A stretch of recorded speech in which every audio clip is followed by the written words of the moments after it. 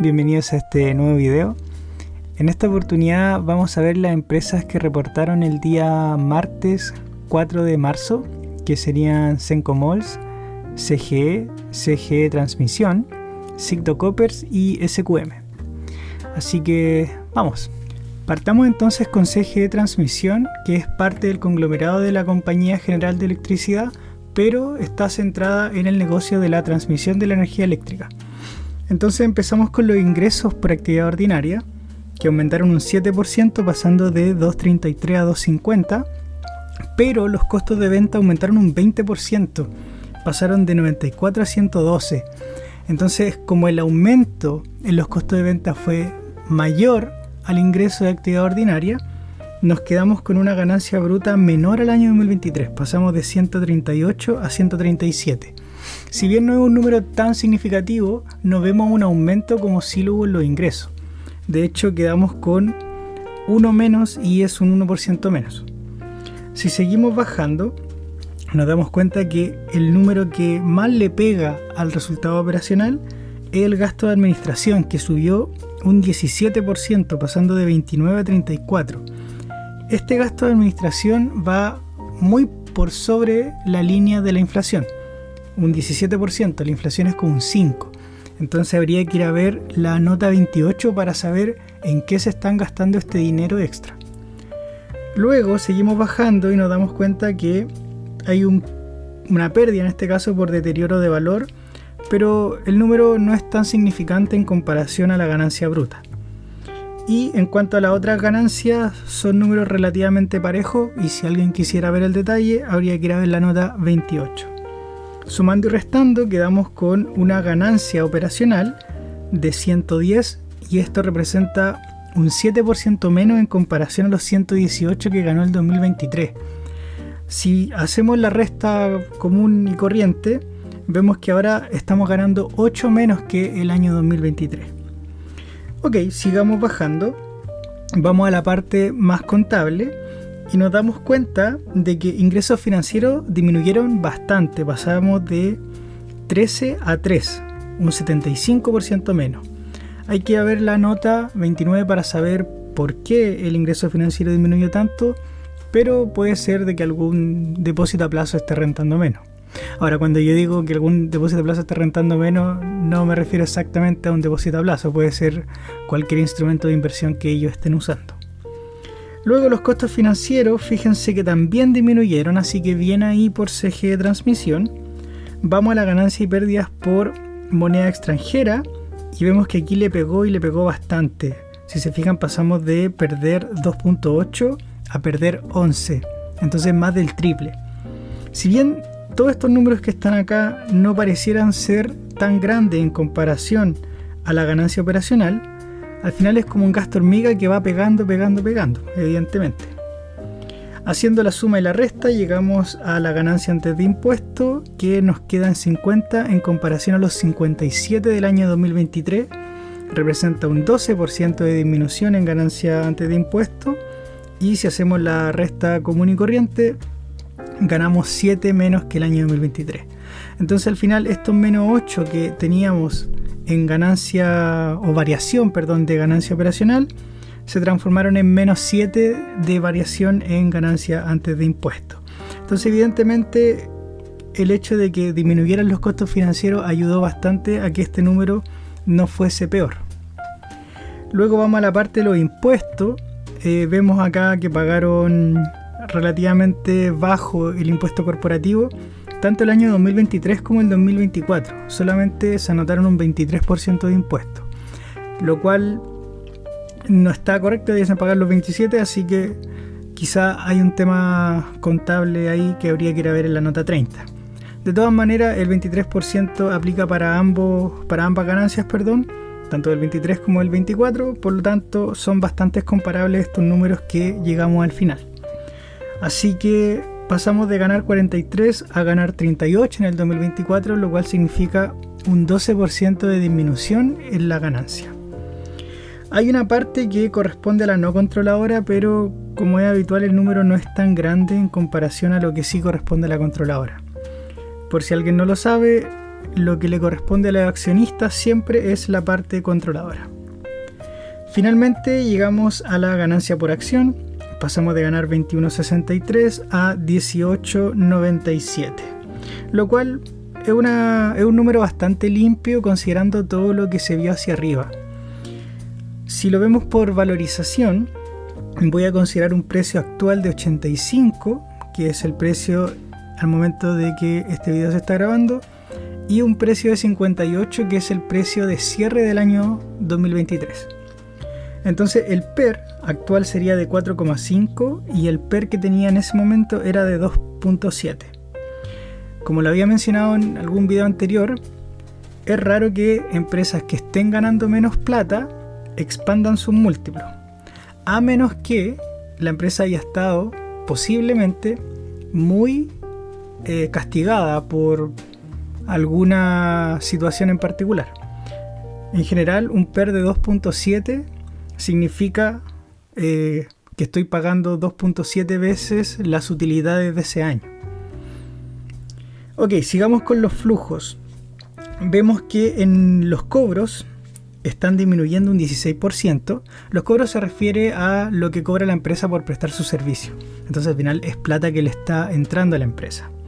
Pasamos de 371 a 312, lo cual significa una disminución de un 16%. Luego seguimos bajando, uno puede ahí ver los números uno por uno. Aquí están pagando más, aquí están pagando menos, etcétera, sumando y restando. Llegamos finalmente a un flujo operativo de 131 y se contrasta con los 181 del 2023. Fíjense que disminuye un 28%, lo cual es bastante, aunque hay un ítem de impuesto acá que en el año, que pegó bastante de hecho, que en el año 2023 pagaron 29, pongámosle 30, y este año pagaron 11. Entonces si uno contrasta con lo que ellos se anotan acá, fíjense, acá efectivamente se anotaron los 11, pero acá se anotaron 13 y estaban pagando 29. Entonces quizás están pagando en el 2023, pagaron algún impuesto de algún trimestre o año anterior, o simplemente van a quedar con impuestos diferidos y les queda a favor como activo en este caso. Ok, uno quizás podría normalizar ese número, pero de todas maneras la diferencia es notable. Si uno le suma el 11 acá, quedaríamos como con 142, y si uno le suma acá los 30 más o menos, queda arriba de 200. Entonces efectivamente hay una disminución en el flujo operativo que no está completamente explicada por el tema de los impuestos. Es decir, el problema viene acá. Ok, sigamos bajando. Tenemos compras de propiedades, planta y equipos, y compra de activos intangibles, que a mí me gusta considerar estos dos como CAPEX. Por lo tanto, si es que uno va a ver el free cash flow, ¿cómo hacemos eso? Agarramos el flujo operativo y le restamos el CAPEX, ¿ok? Entonces para el año 2024 nos quedaríamos con un flujo de caja libre de 55.530 en comparación a los casi 120 que tenía el año 2023. Y si lo calculamos por acción, nos damos cuenta de que el año 2024 tenemos alrededor de 27.5 pesos de flujo de caja libre por acción en comparación a los 59.1 que tuvo el año 2023. Ahora, esto evidentemente van a depender mucho del precio de la acción, por lo tanto, si es que incorporamos ese parámetro, es decir, calculamos el yield, o de otra manera agarramos este número y lo dividimos por el precio de la acción, voy a considerar estos precios que están acá, que fueron los mismos que consideré para el PER. Nos damos cuenta de que para el año 2024 el yield es de un 32% y para el año 2023 el yield fue de un 102%. Supongamos que 100%. ¿Qué significa eso? Significa que la empresa estaba valorizada al mismo precio que lo que ganó en flujo de caja libre, lo cual es súper poco común de ver. La pregunta siempre va a ser si es que la empresa es capaz de mantener estos flujos o si es que es capaz de repetir los flujos que tuvo el año 2023. Y ahí está todo... Ahí está la gran pregunta que todos los analistas se van a hacer, evidentemente. Y eso depende de la hipótesis que cada uno tenga, y al final cada uno tiene que hacer su propio análisis. Seguimos bajando, vamos a la financiación. Vemos que hay préstamos a entidades relacionadas, lo cual en general pasaba lo mismo con Enel, en donde se prestan plata entre el conglomerado de en este caso, la Compañía General de Electricidad, CGE. Pero también tenemos importes de préstamos a largo plazo, que están pidiendo 92. Sin embargo, cuando vemos cuánto están pagando de préstamo, ellos están pagando 174. Entonces están pagando harto más de lo que están pidiendo. Así que eso significa que la deuda está bajando. Luego, si vemos los dividendos pagados, el dividendo se mantuvo relativamente estable en comparación al año 2023. Y si vemos los intereses, vemos que estos disminuyeron a la mitad. Así que súper bien ahí la CGE Transmisión. Así que si vemos el cambio o el flujo de financiación, ¿cierto? Este quedó negativo en 118, lo cual significa que están eventualmente pagando más deuda. Y de hecho están pagando más que el año 2023. Si es que uno mira para arriba, se da cuenta que, claro, quedamos al final del ejercicio con una posición de caja negativa, pasando de 26 a 4. Sin embargo, hay que notar que estos tipos efectivamente pagaron harta deuda. Así que hay que ver si es que esa deuda que pagaron genera algún efecto contable dentro de los pasivos. Y si es que uno va a ver la nota 6.3, que es donde explican todo esto, aparece un cuadro bastante interesante en donde comparan cuánto de saldo tienen al año 2023 al cierre y cuánto tenían al año 2022 de cierre, y lo comparan con el final del ejercicio. Entonces, solo para hacernos una idea, voy a analizar con mucho más detalle esto que está acá. Entonces, si se fijan, acá están los otros pasivos financieros, que son préstamos bancarios, y aquí están en proveniente los 92.375, y también está cuenta corriente mercantil, que son los 19.807 que aparecen acá. Y aquí están los 92.375, que son préstamos bancarios, probablemente. Entonces ellos piden 112. Aquí está lo que efectivamente pagaron o no, que en este caso son los 174.937 que aparecen acá. Y también están los intereses pagados, y están también por segmento, es decir, 35 pagaron por intereses a banco y 5 pagaron por intereses a empresas relacionadas. Y finalmente aparece el total, y después aparecen unidades de reajuste, etcétera, etcétera, pero que estas no cambian el flujo. O sea, estos no representan plata de verdad, son simplemente cambios contables. Por lo tanto, pasamos de 7.59 a los 6.52, o sea que efectivamente hubo una disminución dentro de la deuda. Pero el tema es que luego de los cambios contables quedamos con 7.20. Entonces como que pagaron harta deuda, pero al final contablemente no bajó mucho. O sea, pasamos de 7.60 a 7.20. Así que nada, pues ahí cada uno hará su propio análisis. Lo que es bueno también hacer es tratar de ver cuánta deuda tienen en comparación al flujo de caja libre que generan. ¿Por qué? Porque generalmente las empresas en el análisis razonado o los analistas, etcétera, siempre calculan el EBITDA y lo calculan con respecto a ese número, pero el EBITDA no es un parámetro que a mí me guste mirar mucho. Prefiero mirarlo siempre por flujos, y los flujos siempre se miran a largo plazo, entonces uno en teoría tiene que tomar la foto en varios años. Ahora, esto es un video informativo, por lo tanto uno no puede hacer un análisis en detalle de lo que es eje de transmisión, pero uno quizá puede tener una pequeña visión sobre lo que está sucediendo.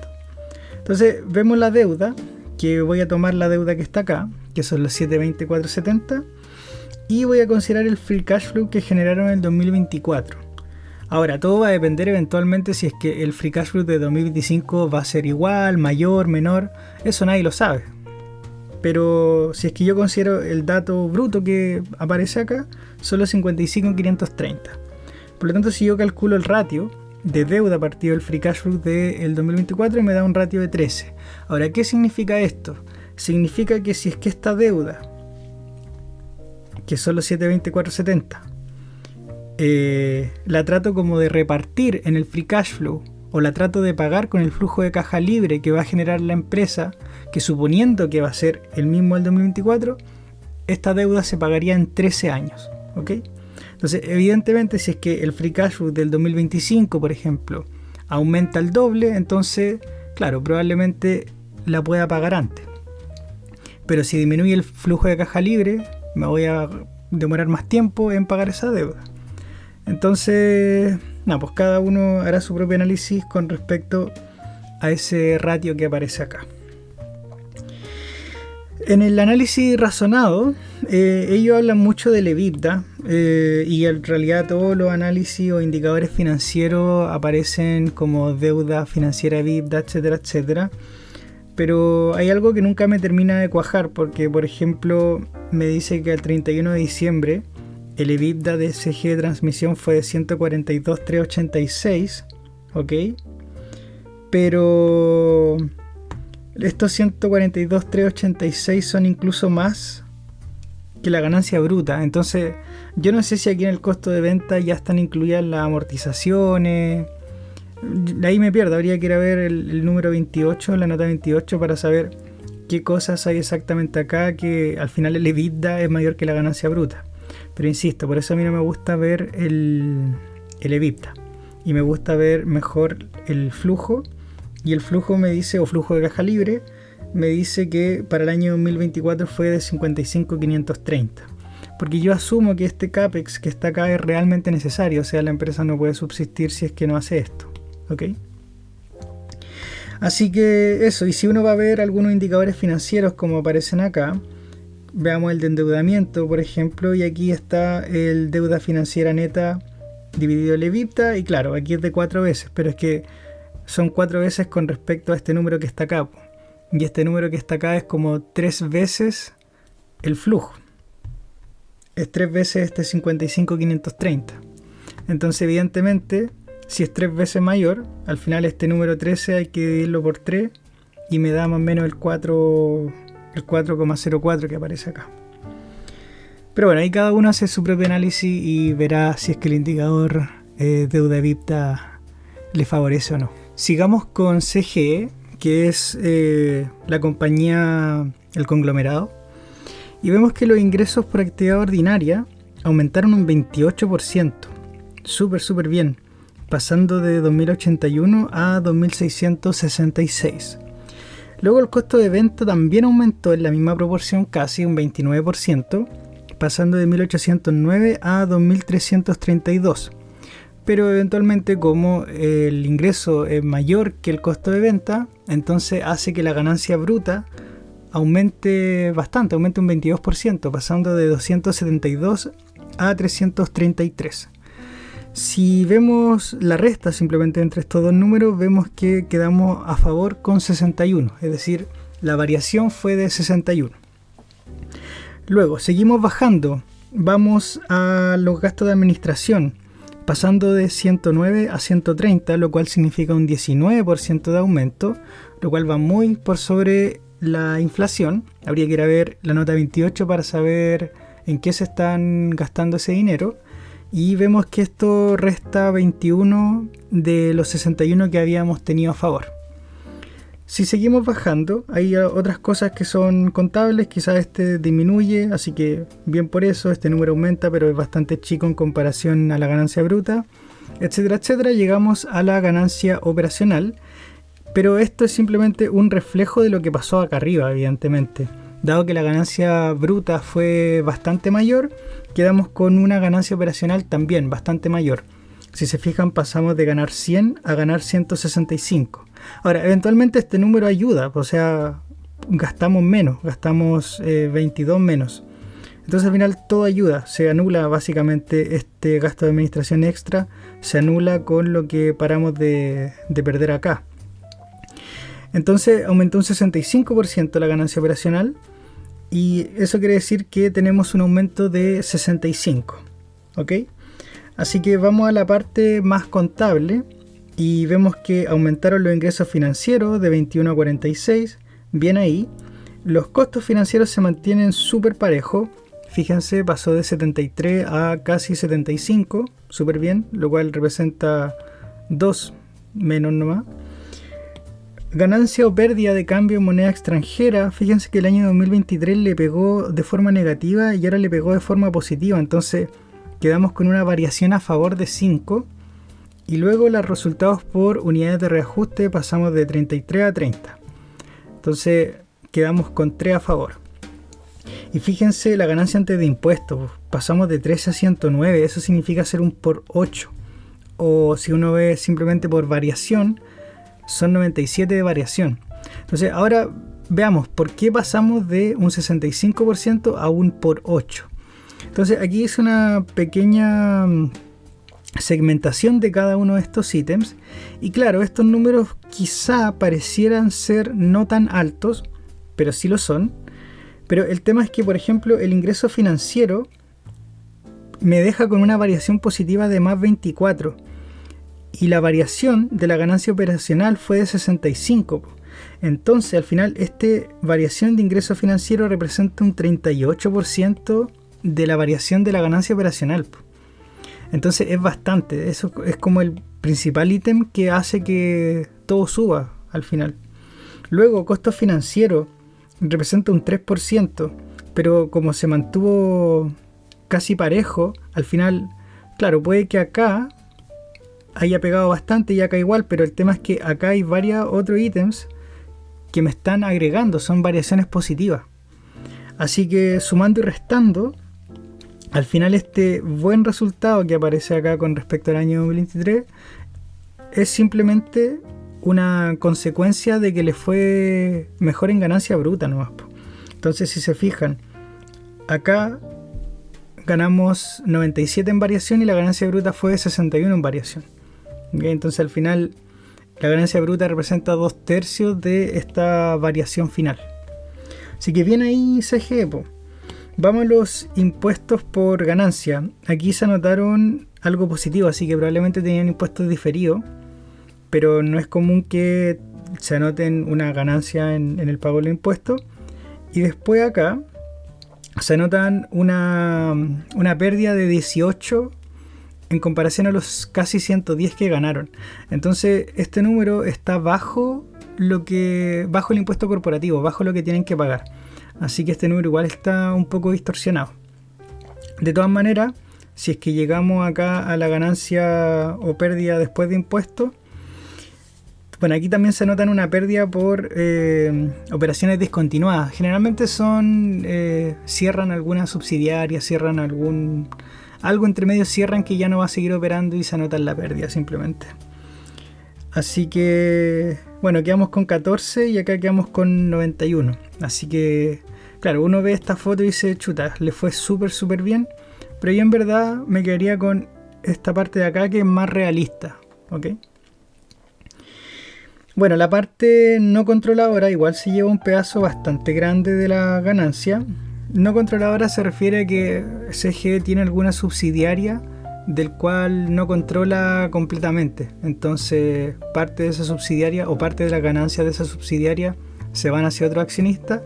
Por lo tanto, en realidad lo que le corresponde a CGE como tal es esta parte de acá, ¿ok?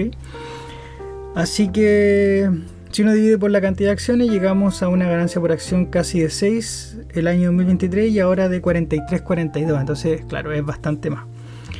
Analicemos la evaluación por PER. El año 2023 al cierre tenía un precio de 234. Por lo tanto, si uno hace la división por PER, tenemos un PER de 39. Y este año, 2024, dado esta ganancia y el precio actual de 310 pesos por acción, tenemos un PER de 7,1. Así que me parece que va súper en línea igual con el IPSA en general. No puedo decir si es barato o bajo, pero puedo decir si es que está cerca o no del promedio del IPSA. Y me parece que está súper en línea igual con la realidad chilena. Ok, sigamos con los flujos. Vemos que está entrando más dinero por el servicio que prestan, un 17% más. También tienen otros cobros por actividades de operación que, si bien no son tanto, igual suman y sigue siendo un 17% extra.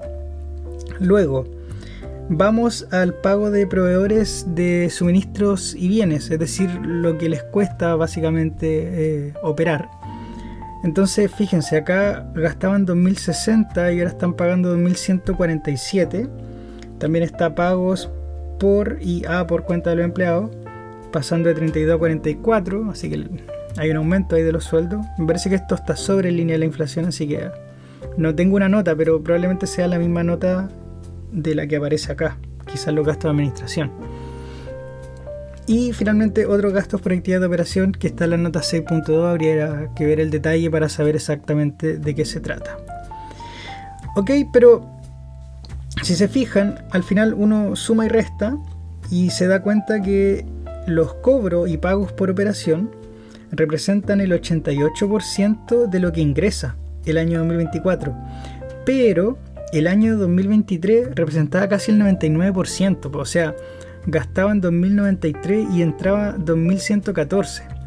Entonces estos números de los cobros y de la operación en general son tan altos que, como lo he repetido en oportunidades anteriores, cualquier variación que exista afecta mucho de lo que pasa para abajo.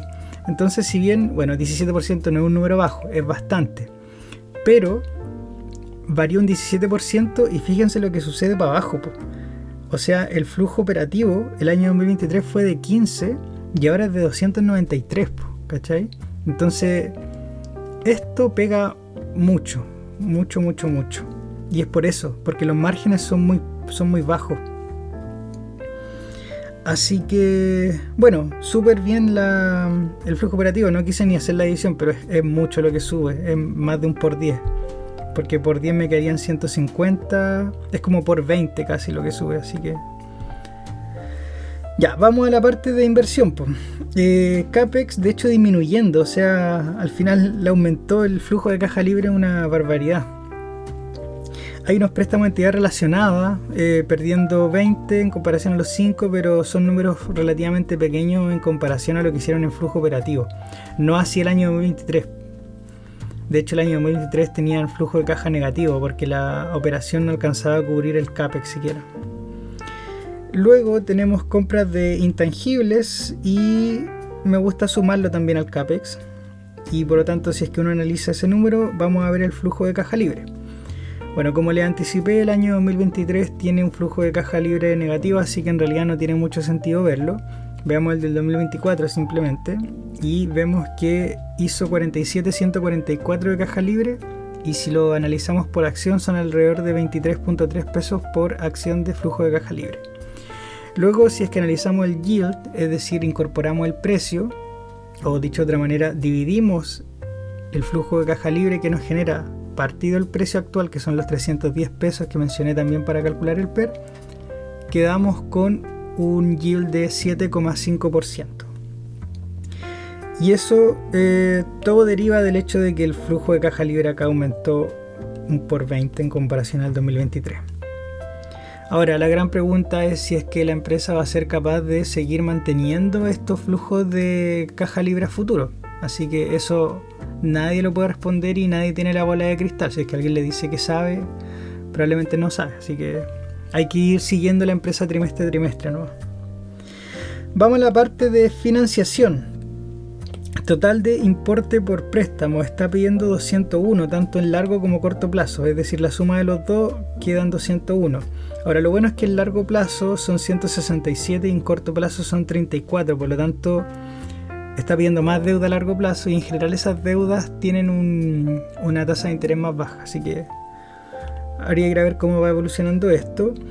El tema es que el pago de préstamos solo son 72, entonces está pagando menos deuda de la que está pidiendo. Luego hay pago de préstamos a entidades relacionadas, que se les van 55 en eso, para darle liquidez quizá a alguna subsidiaria para abajo. También tenemos los dividendos que el año 2023 pagaron 13 y este año pagaron 6.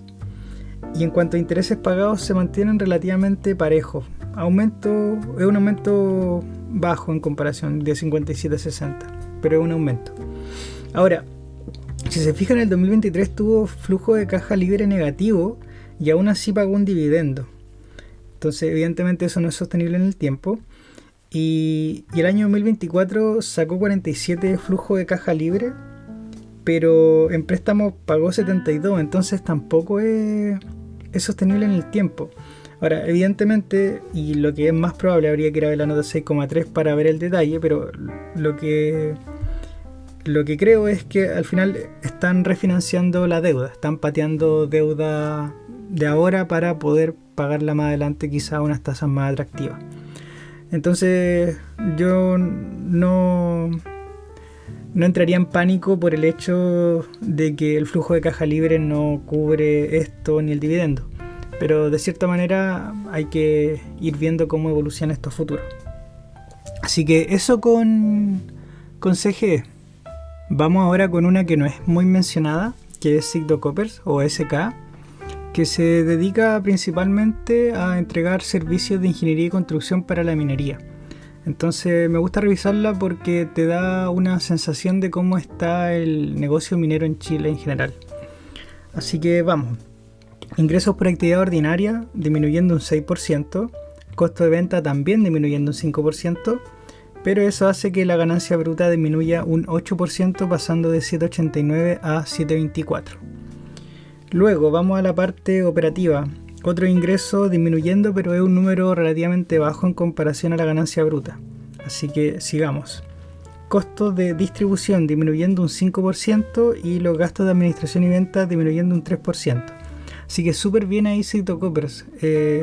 Ellos, claro, tienen una menor ganancia bruta, así que tratan de controlar los gastos que tienen. Los gastos generalmente son gastos fijos. Tratan de aminorarlos de manera de que el golpe no sea tan fuerte hacia abajo en el resultado operacional. Entonces, claro, llegamos a una ganancia operacional que disminuye un 3%, pasando de 3,86 a 3,73, pero fíjense, es porcentualmente menor a los 8% que teníamos en ganancia bruta. Así que bien ahí. Vamos ahora a la parte que es más contable.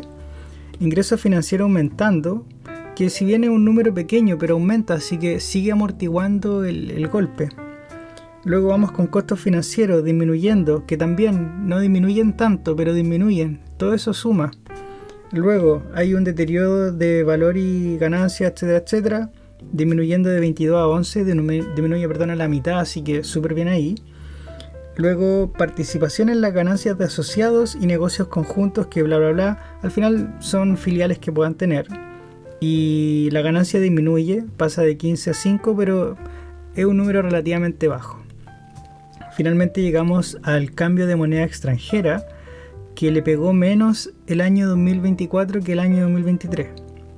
Y finalmente resultado por unidades de reajuste, que es un número relativamente bajo.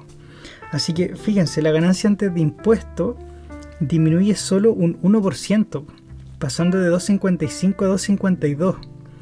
Cuando lo normal es que si es que la ganancia bruta, por ejemplo, disminuye X%, lo normal es que como los costos suben por inflación, etcétera, etcétera, lo normal es que estos porcentajes sean mayor al X% que hay acá. Y aquí ocurre lo contrario. Los porcentajes varían en menor medida. Así que súper bien ahí cómo controlan los costos. Finalmente llegamos a ganancias o gasto, en este caso por impuesto.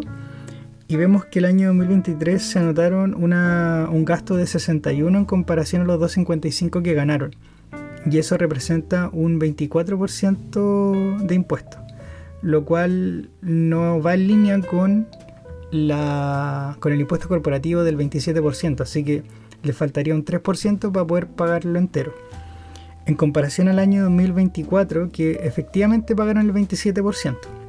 Entonces al final este número que está acá está un poco distorsionado por el hecho de que el año 2023 pagaron un porcentaje de impuesto menor. Así que por eso al final sube a un 5% la diferencia entre el 2023 y 2024. Así que no pudieron controlar ese 1%, pero yo creo que con la foto hasta acá uno puede decir que en verdad la empresa es bastante estable. Luego seguimos bajando. Hay una parte muy grande que pertenece a la no controladora, de hecho es casi la mitad. Pero bueno, en realidad lo que le corresponde al accionista de SK es lo que está acá. pero de todas maneras es proporcional. Así que llegamos a la ganancia por acción básica. Por acción básica se refiere a la acción de la controladora, a eso se refiere generalmente. Así que, nada, esta empresa reporta en dólares, así que lo que es conveniente es ir a ver el precio de la acción en dólares. Así que al cierre del año 2023, la empresa cotizaba a 1.43 dólares y el año actual, ahora cuando grabé el video, estaba más o menos a 1.16. Así que si calculamos el PER, el año 2023 tenía un PER de 13,2 y actualmente tiene un PER de 12. Así que ahí ustedes decidirán si es que la encuentran barata o cara. Vamos a ver los flujos ahora. Bueno, los flujos disminuyendo, o sea, no los flujos, perdón, lo que ellos están cobrando por la operación disminuyendo un 9%, que representa una pérdida de 422 en comparación al año 2023. Luego hay cosas entre medio sumando y restando que me interesa quedarme más con este número, pero después vienen los pagos en efectivo procedentes de actividades de operación. Al final es lo que les cuesta operar todos sus servicios, etc. Entonces fíjense, el año 2023 perdía 4.162, en cambio el 2024 está perdiendo 3.612. Eso significa una disminución en estos pagos de efectivo de un 13%. Y si es que uno lo mira como el dato crudo, tengo 550 a favor en comparación al año 2023. Y fíjense, lo que tengo a favor gracias a esto es más de lo que tengo en contra por los efectivos que entraron. Así que súper bien ahí Citgo Coppers. Entonces, si se fijan, vamos a los flujos por operación y nos damos cuenta que pasaron de 6.20 a 7.47, pues. O sea, aumentaron un 20%. Y esos más 127 que tengo a favor, de lo que cambia de la derecha hacia la izquierda, es básicamente la diferencia de este número, pues. Así que súper bien ahí Citgo Coppers. Luego hay cosas de impuestos, los impuestos, etcétera, intereses, dividendos recibidos, etcétera, son números chicos, así que no importan tanto, excepto por estos dos ítems, pero como que se anulan entre ellos casi. Por lo tanto, llegamos a un flujo operativo de 577 en comparación a los 442 del año 2023, que significan un aumento de un 30%. Así que súper bien ahí Citgo Coppers. Quizá habría que aquí normalizar por el tema de los impuestos, porque fíjense que aquí hay 66, el año 2023 96, y habría que ir a ver si es que hace sentido con este número de acá. O sea, me parece que acá sí tiene un poquito menos en los flujos, pero aquí no. Entonces quizá ahí habría que normalizar el número. Pero de todas maneras, el panorama general es bastante claro. Seguimos con la parte de inversión. Compra de propiedades, planta y equipo y compra de activos intangibles son estos dos ítems de acá. Por lo tanto, si es que uno quisiera calcular el flujo de caja libre, a mí me gusta considerar estos dos y el operativo. Por lo tanto, el 2024 generó 367 de caja libre en comparación al 2023 que generó solo 181. Si es que lo miramos por acción, vemos que este año, o el año 2024, perdón, generó 0.3414 y el 2023 generó 0.1683. Y si es que uno quisiera calcular el yield, voy a considerar estos precios de acá, que son los mismos que utilicé para calcular el PER, y vemos que actualmente tiene un yield de un 29% y el año 2023 un yield de un 11.7%. Así que en general este yield no puedo decir si es bueno o malo. Ustedes quizá pueden comparar con otras empresas de otros sectores. Así que tengan en cuenta ese número. Pero de todas maneras, creo yo que siempre hay que preguntarse si es que la empresa va a ser capaz de mantener los flujos que está teniendo. Ok, vamos con la parte de financiación. Tenemos importes de préstamos tanto de largo como a corto plazo. A corto plazo son mayores que los de largo plazo. Me parece que estos probablemente sean a una tasa muy alta. Quizás necesitaron liquidez inmediata, así que es como lo único que me explico. Pero de todas maneras, fíjense, está pidiendo menos que el año 2023. el año 2024 pidió 1036, pero el año 2023 pidió 1527, entonces está pidiendo casi un tercio menos, así que súper bien ahí. Luego vamos al pago de préstamo. Fíjense, el pago de préstamo el año 2024 pagó 1202, pero está pidiendo 1036, o sea que está pagando más deuda de la que está pidiendo. En comparación, no, de hecho ni siquiera en comparación, el año 2023 lo mismo. No, perdón, me confundí. Él está pagando 1344, pero está pidiendo 1527. Así que, no, pues bien por el año 2024. Seguimos bajando, vemos el dividendo. El año 2023 pagó 138 y estaba generando 181 de caja libre, así que se justifica ese dividendo, es decir, no está sacando plata de caja ni plata de financiación para pagar ese dividendo, así que bien ahí. Y el año 2024 pagó solo 90, aun cuando tuvo mucho más flujo de caja libre. Entonces al final la otra parte de la plata la ocupó en pagar deuda. Y finalmente vamos a los intereses pagados, que le aumentaron. Claro, probablemente como está pidiendo deuda de corto plazo a una tasa probablemente alta, le esté aumentando un poco los intereses. Quizá también los intereses del año 2023 que pidieron acá los 908. Quizá sea una buena idea ir a ver la nota 24 para saber el detalle. Entonces nos quedamos con una financiación o flujo de financiación negativa, pero eso no es malo, ¿cierto? Eso significa que está pagando más deuda. Y nos quedamos con un aumento en posición de caja pasando de 425 a 550. Parte de eso es por el hecho de que el flujo operativo finalmente logró cubrir todo lo que es la financiación y también cubrir toda la inversión. Así que súper bien ahí la empresa. Y en el análisis razonado aparecen los perfiles de vencimiento de la deuda, lo cual es interesante porque aquí uno puede ver que hay una deuda hasta un año de 6.53. Entonces, claro, gran parte de la deuda se vence en un año. Entonces es 40% de la deuda. Así que pasando este periodo, la empresa va a tener un respiro mucho mayor, porque fíjense, después tenemos que el porcentaje de la deuda de entre 1 y 2 años es un 8.4, entre 2 y 3 6.2, etcétera, etcétera. Ahí va aumentando la cantidad de tiempo. Y hay una deuda de más de 5 años que representa un cuarto de toda la deuda. Así que si es que siguen manteniendo estos flujos, me parece que la empresa no debería tener problemas. Ahora, si es que uno calcula la deuda dividido el flujo de caja libre, que generaron en el año 2024, esta es más o menos de 4 veces. O sea que si es que la empresa sigue generando el mismo flujo que el año 2024, se demoraría 4 años en pagar toda la deuda.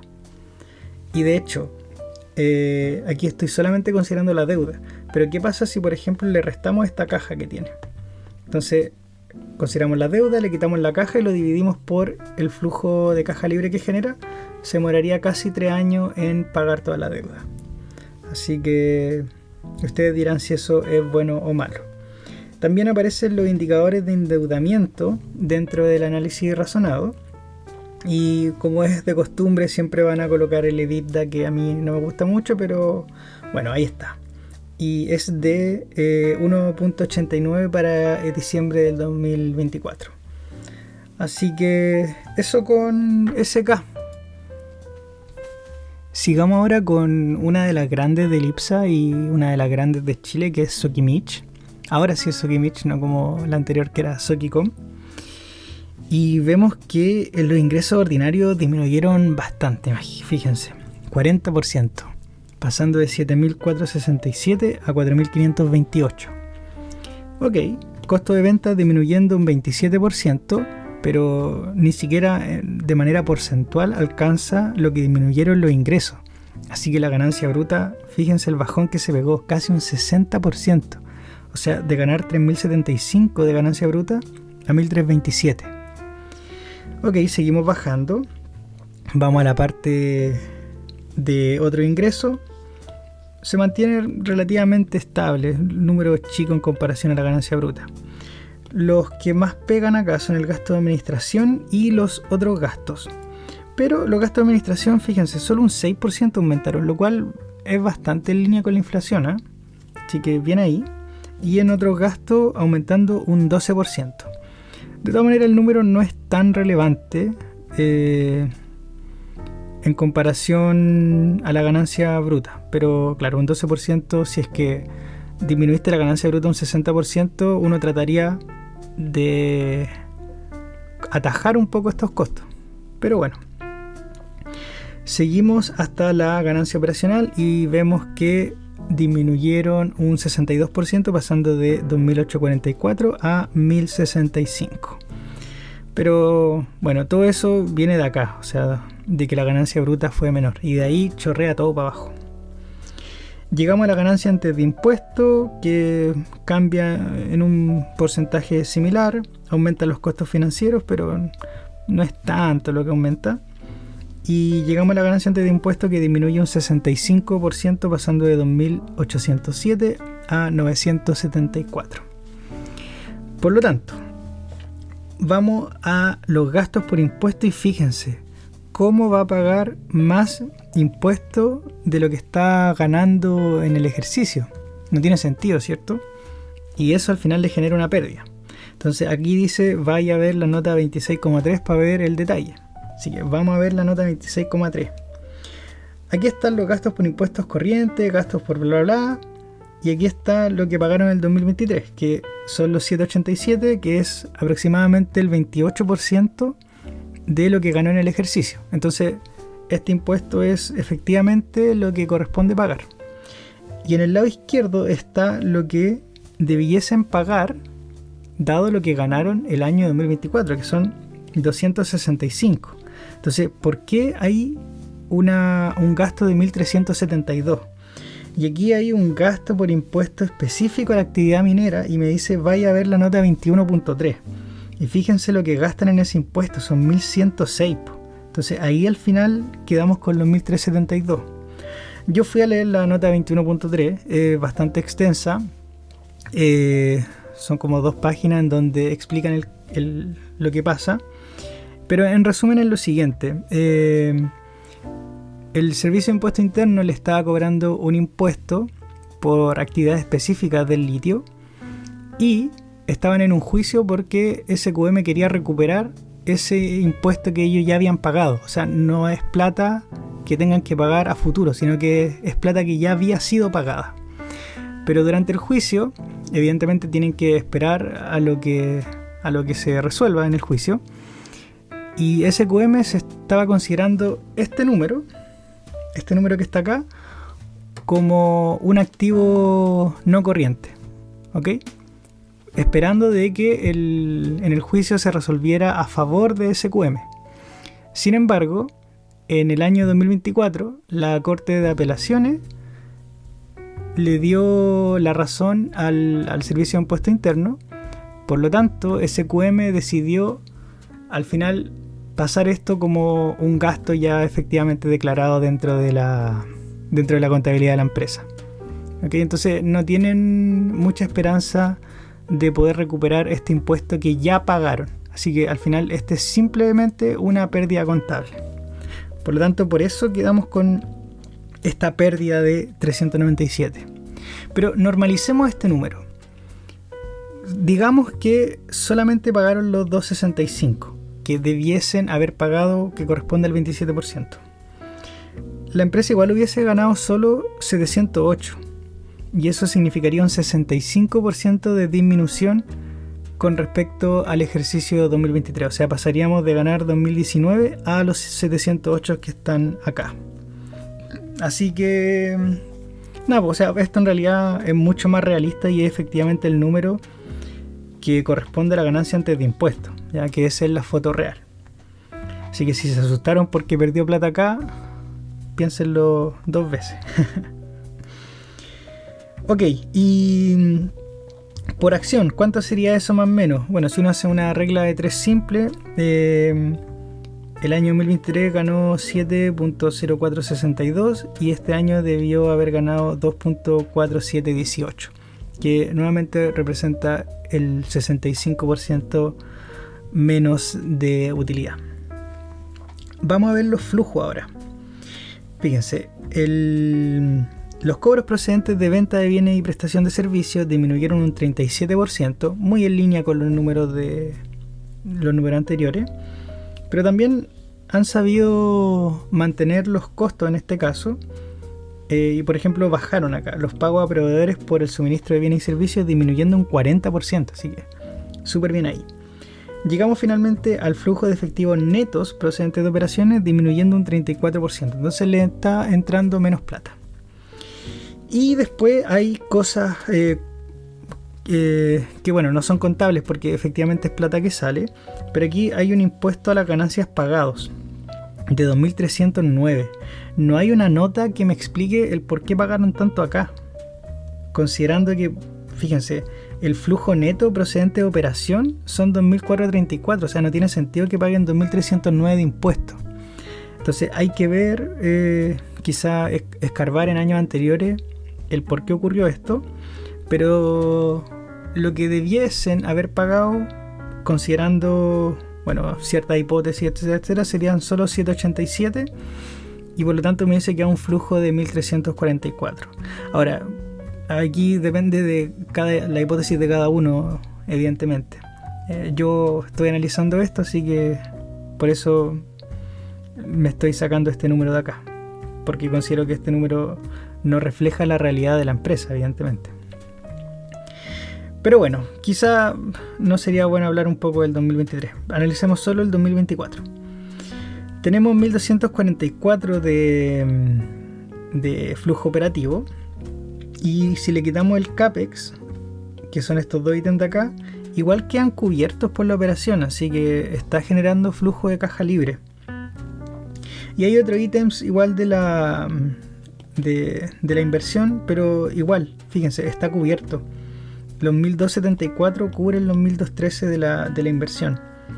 Si uno calcula el yield, bueno, respecto al 2023, como les mencioné, depende de la hipótesis de cada uno, pero si es que uno considera este negativo, ya no tiene mucho sentido calcular el yield ni nada de eso. Pero si uno se fija en el 2024, el yield a un precio actual de 39,14, el yield queda de 2,35%. Vamos ahora último a la financiación, y lo que vemos es que están pidiendo plata. De hecho están pidiendo más plata que el año 2023. Pasaron de 8.50 a 8.86 en el largo plazo, y en el corto plazo 1.215 a 1.250. Y de hecho la proporción deuda largo plazo corto plazo nos dice que está mucho más tirada al corto plazo la deuda que están pidiendo. Vamos a los pagos de préstamo y cobertura asociada, y fíjense, aquí están pagando harta deuda. Si bien pagan menos deuda de la que están pidiendo, igual es harta deuda en comparación a lo que pagaron en el año 2023. ¿Ok?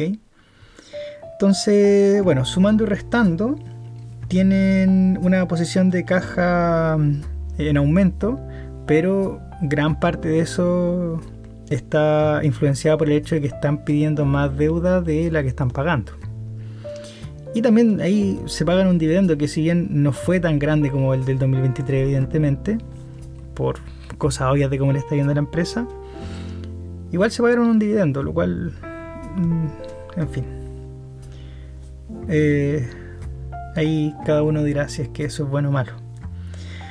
Ahora, en la presentación, en el análisis razonado o en la presentación en inglés, porque SQM cotiza en Estados Unidos, aparece este cuadro dentro de muchos otros, pero este cuadro es interesante porque aparecen los líquidos y derivados, aparece a 12 meses cuánto están vendiendo. Entonces fíjense, están vendiendo más que el año 2023, están vendiendo un 21% más en cuanto a volúmenes. Pasaron de 170 a 205 casi. Pero los ingresos disminuyeron un 57%.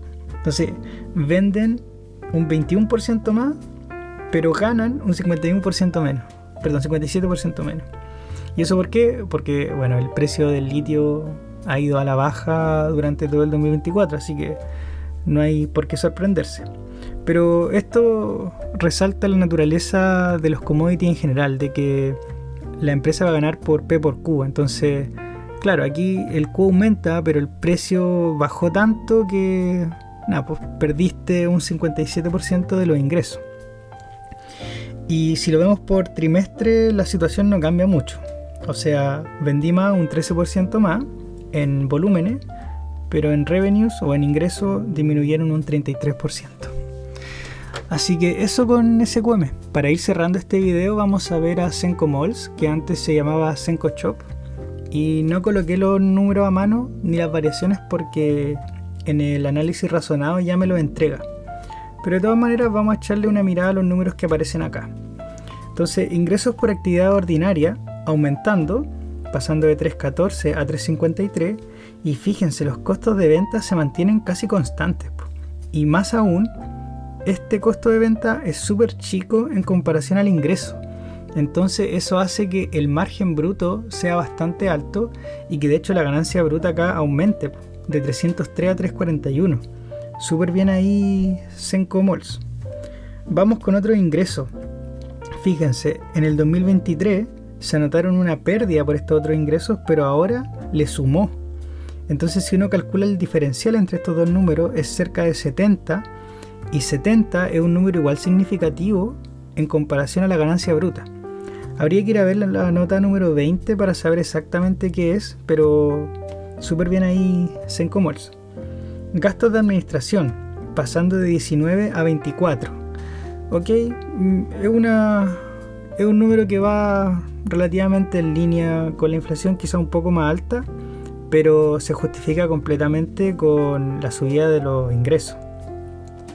Luego, otros gastos por función, aumentando al doble, pero es un número relativamente insignificante en comparación a la ganancia bruta. Sumando y restando, llegamos a una ganancia operacional de 386 en comparación a los 272 que se habían anotado el año 2023. Así que súper bien ahí Senko Malls. De hecho, si se fijan, es raro que la ganancia operacional sea mayor a la ganancia bruta, pero está fuertemente motivado porque se anotaron una gran ganancia en otros ingresos, así que hay que ir a ver el detalle de eso. Seguimos con las cosas más contables y en ingresos financieros disminuyen un poco, pero es algo natural. Costos financieros aumentaron, pero aumentaron súper poco, de hecho yo diría que se mantienen casi parejos. Diferencias de cambio le pegó de manera positiva a Senko Malls. Y por último, los resultados por unidad de reajuste, el gasto disminuyendo, así que súper bien ahí. Entonces quedamos con una ganancia o pérdida antes de impuesto de 3.59 en comparación a los 2.42 del año 2023. Hacen su respectivo pago de impuestos, así que súper bien ahí. Por lo tanto, todo muy limpio, la verdad. Ahora, si es que uno quiere ir a ver el trimestre, todo esto sigue más o menos la misma línea de lo que pasa en el año. Ingresos aumentando, costo de venta más o menos estable, gasto de administración aumentando, otros ingresos también, es como proporcional a lo que pasa en el año. Aquí pierde 6 y después gana 20. Bueno, quizás no proporcional a lo que pasa en el año, pero me refiero a que sigue la misma línea de lo que pasa en el año. Sumando y restando, todo bastante limpio con respecto a Senko Malls, la verdad. Entonces en el año ganó 156 pesos por acción, lo cual representa casi un 50% de aumento en relación al 2023. Y con respecto al trimestre casi que dobla, pasando de 26 a 43. Me parece que es como un 70% de aumento. Ok, y aquí están las variaciones, Los ingresos aumentan un 19,2% en el trimestre y en el año un 12%. El margen bruto, si se fijan en el cuarto trimestre, se mantuvo relativamente estable, lo mismo que en el año. El resultado operacional en el trimestre aumenta casi un 56% y en el año un 42%. Y por último, la utilidad neta en el trimestre aumentando un 63% y en el año un 42%. Y bueno, aquí calculan el EBITDA ajustado. Habría que ir a ver a qué se refieren con el ajuste o qué hacen exactamente. En general, el ajustado se refieren a ciertos ingresos o pérdidas que no son recurrentes. Entonces, como que le quitan el ruido de esas cosas medias contables que tienen a veces para tener un número más limpio. Pero ahí va a depender de la honestidad de la empresa que también ajustan los EBITDA, evidentemente. Y por último, el margen EBITDA, si se fijan, 90% para el 2023 en el cuarto trimestre y casi 90% para el cuarto trimestre del año 2024. Y si lo vemos al año, en realidad se mantiene parejo, 90-91%. Se mantiene en ese rango, así que súper bien ahí. Y después la utilidad líquida distribuible, etc. Vamos a ver los flujos. Solo como recordatorio, recuerden que Senco Malls al final administra locales comerciales en los malls. Por ejemplo, el Mall Costanera. ¿Cuál más está? Está el Florida Center. Bueno, hay bastante otro, evidentemente, pero son como los más memorables que se me vienen a la cabeza. Ok, vamos a ir al tiro al flujo por la operación. Pasando casi de 2.50 a 2.73, así que aumentando súper bien ahí. Hay compras de activos a largo plazo y compras de intangibles que yo consideraría como CAPEX, pero si se fijan están completamente cubiertos por el flujo operativo. De hecho, quedan más o menos en 200 el flujo de caja libre, así que súper bien ahí. Vamos a la parte de financiación.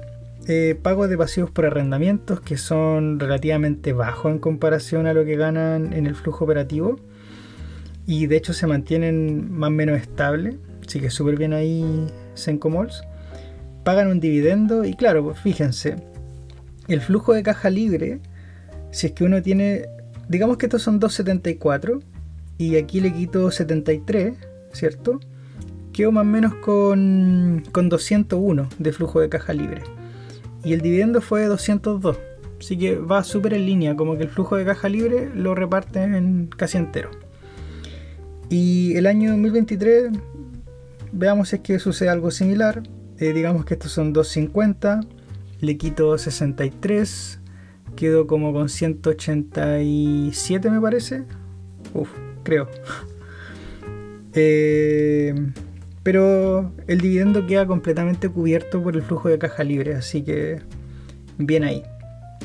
¿Y qué pasó al final del ejercicio? Nada, pues aumentando su posición de caja, fíjense. En realidad lo único que pagaron fueron estos intereses. Bueno, no hay nota, pero quizá en los costos financieros, acá en la nota 20 aparezca qué intereses están pagando. Pero de todas maneras es un número relativamente pequeño en comparación al gran flujo operativo que tienen. Así que el aumento de la caja fue de 54 y finalmente quedaron con una caja de 115. Casi que dobla la posición de caja en comparación al final del ejercicio 2023. Así que súper bueno el número en comparación al año anterior de Senco Malls. En el análisis razonado hay bastantes tablas y de hecho es algo que pasa con todas estas empresas como Mall Plaza, Parque Arauco y Senco Malls, en el que hay bastante información en los análisis razonados. De hecho me parece que es mucho mejor ir a ver el análisis razonado en vez de ir a meterse a los números. Son súper clarificadores todo lo que hay acá. Entonces, por ejemplo, si uno lo ve por trimestre, bueno, los ingresos aumentaron. Esto es lo que vimos delante. Quizá lo que es nuevo es el EBITDA ajustado, que es como el ingreso neto que ellos colocan, que aumenta. El NOI es un indicador que va a aparecer bastante en todo lo que tenga que ver con real estate. Y por último también los funds from operation, que también es una métrica que se ocupa mucho en todo lo que es real estate. Y fíjense, pues aumentó un 10% en el trimestre, pues pasando de 56.820 a 62.993. Así que súper bien ahí Senco Malls. Vemos la superficie arrendable, el GLA, que lo miden en metros cuadrados, y aumentó un 1,5% en el trimestre. ¿Qué más? Tasa de ocupación. Bueno, la tasa de ocupación disminuyó, pero disminuyó casi nada. Fíjense, pasó de 98.4% a 98.3%, lo cual es nada. También tienen un conteo de visitas que no alcancé a leer exactamente a qué se refiere. O sea, tiene que ver al final con la cantidad de gente que va al mall, evidentemente, pero no sé cómo lo miden. Y lo importante es que aumentó un 8,4%. Así que de cierta manera la gente está yendo más. Igual yo me acuerdo las veces que fui, la última vez que fui a Costanera, por ejemplo, estaba lleno de argentinos, así que hay un efecto Argentina acá que, que debe ser sustancial. Y por último, venta de locatarios aumentando. Así que en general todos los números súper bien, todo aumentando, así que súper bien ahí Cencomolls. Después de una conciliación del NOI y el FFO, que al final es como de los ingresos, ven cuánto es el NOI, agregan y suman cosas contables dependiendo de cada caso, y después al final sacan los Funds from Operation, que es como el número ya que realmente llega a la empresa. Y como por ejemplo acá están los ingresos ordinarios, le restan los costos por venta, administración, etcétera. Gastos de administración se los suman y depreciación y amortización, se los suman porque no afectan a la plata que entra, etcétera, etcétera. Y ahí, bueno, hacen la conciliación que le llaman ellos. Pero de todas maneras, vemos algo que ya veíamos en el trimestre, que a 12 meses los Funds from Operation aumentaron un casi 10%. Así que súper bien ahí Cencomolls. Después, indicadores financieros. Deuda financiera bruta, ahí está cuánta plata tienen en deuda. La duración en años, fíjense, 10 años, así que nada, tienen harto tiempo para poder pagarla. Tienen la posición de caja, la deuda financiera neta y finalmente la deuda financiera neta partido el EBITDA ajustado de los últimos 12 meses. Entonces es de 2 veces, o sea que la deuda financiera neta es 2 veces el EBITDA ajustado que la empresa da. O sea que si es que uno lo quiere mirar de cierta manera, quiere decir de que si es que el próximo año y el próximo año generan el mismo EBITDA, ellos serían capaces de pagar completamente la deuda. ¿Okay? Y ratios financieros, quizás los más relevantes, los que más me gusta mirar, los Funds from Operation dividido deuda financiera neta, que es un 40%, y la razón de endeudamiento, que fíjense, casi que no tiene, es súper baja la deuda que tiene, así que súper bien ahí. Así que eso con Cencomolls. Fue todo por esta oportunidad. Revisamos Cencomolls, la compañía general de electricidad, con su filial de transmisión, Sigdo Coppers y SQM. Fueron poquitas empresas, pero creo que valió la pena. En el próximo video vamos a esperar un poco para ver todas juntas: Lipigas, Cencosud, ITES, Echeverría Izquierdo, CAP y Minera Valparaíso. Así que si te gustó este video, por favor dale me gusta, toma tiempo hacerlo, así que un feedback sería ideal para mí. Así que muchas gracias.